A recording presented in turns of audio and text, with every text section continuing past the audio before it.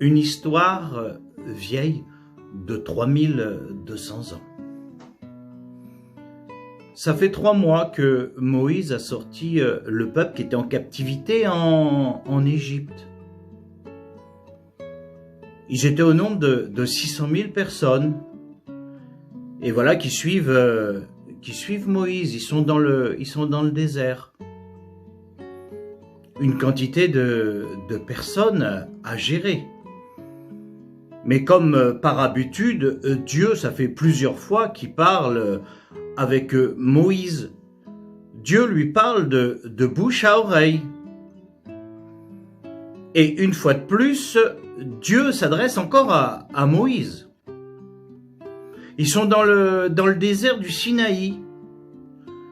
Et Dieu lui dit à Moïse, tu vas prendre 70 hommes. Tu vas aller au pied du mont Sinaï. Moïse est celui-là que par habitude, il écoute parler Dieu. Il fait ce que Dieu lui a demandé. Il va trouver 70 anciens d'Israël et les emmène avec lui. Et là, ils arrivent au pied du mont Sinaï.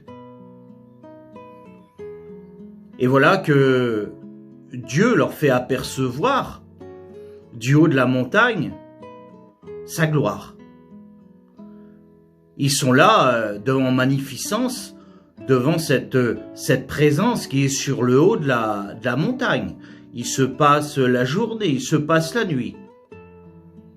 Maintenant, Moïse va monter sur la montagne. Mais Moïse, c'est un vieux bonhomme. Moïse a 80 ans.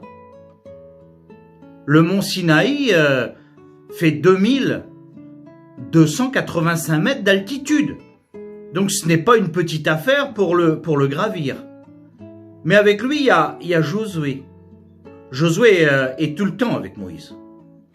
Et Josué, il n'est hors de question qu'il laisse Moïse monter sur cette montagne tout seul. Donc Moïse l'accompagne. Et voilà qu'ils commencent à gravir. Mais c'est une montagne à gravir. Elle se monte pas comme ça. Le chapitre ne nous dit pas combien de temps qu'ils mettent pour gravir cette montagne. Et quand ils arrivent pratiquement au sommet, Moïse, il est le temps qui se sépare de Josué. Parce que là, il faut qu'il va tout seul dans cette présence de Dieu. Josué l'attend. Il ne sait combien de temps qu'il va falloir qu'il attende Moïse. Et Moïse commence à monter sur le sommet. Et quand il monte sur le sommet de cette montagne, une nuée arrive. Et cette nuée, elle recouvre toute la montagne. Et là, Moïse attend les directives de Dieu. Il attend 1 jour, 2 jours, il est toujours dans cette nuée. 6 jours se passent. Josué est là, qu'est-ce qui se passe?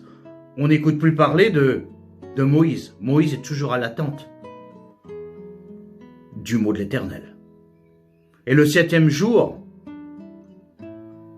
Dieu l'appelle. Et là, Moïse monte sur le sommet de cette montagne. Et quand il monte sur le sommet de cette montagne, il voit cette magnificence. Il est en face de la présence de Dieu. Quelle grandeur! Les mots ne sont même pas inestimables devant une telle présence. Et là, Dieu va commencer à parler à Moïse. Parce que Dieu a décidé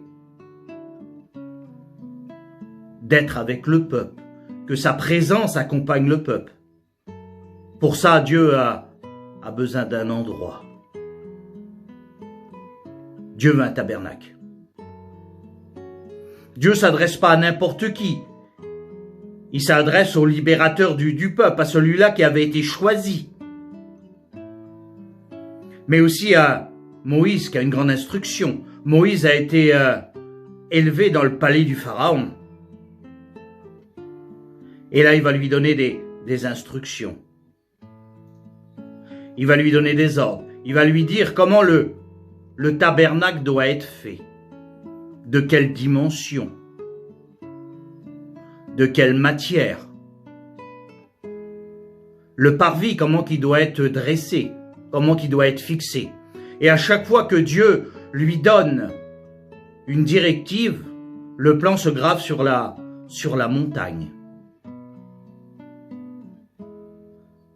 Là, Moïse, il note. Moïse note tout ce que l'Éternel lui dit. Mais ça ne va pas se passer en une journée. Moïse reste 40 jours dans la présence de Dieu. Il reste 40 nuits à écouter les directives du Seigneur.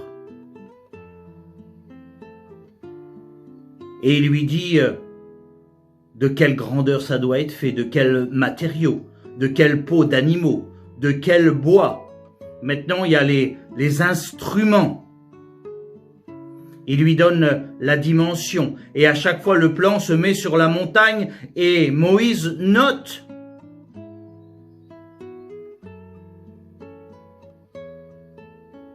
On ne sait comment ça fait dans le cœur de Moïse d'être en présence de l'Éternel et d'écouter ses directives.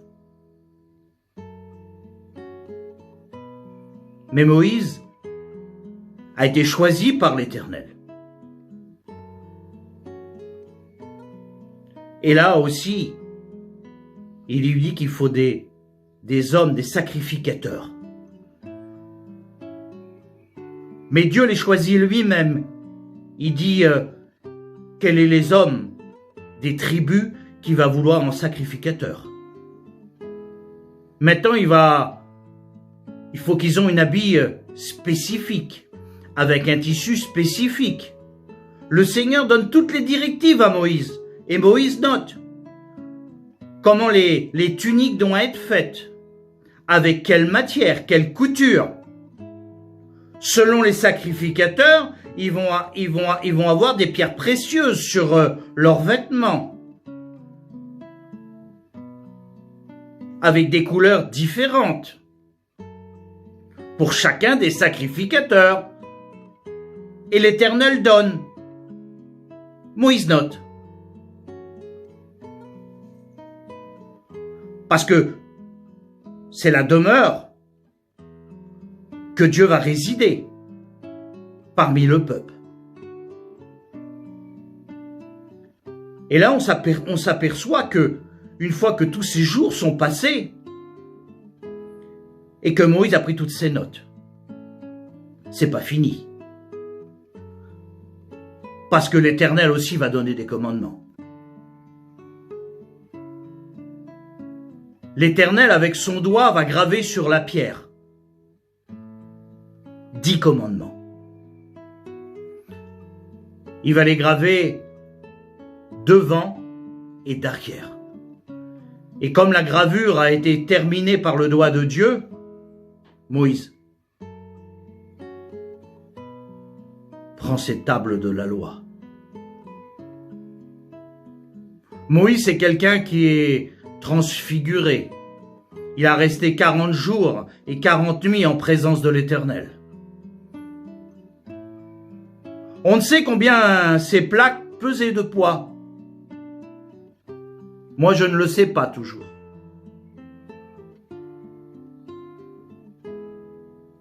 Et il se met à descendre. Mais là, il y a Josué. Josué va l'aider à descendre avec ses plaques. 2285 mètres d'altitude.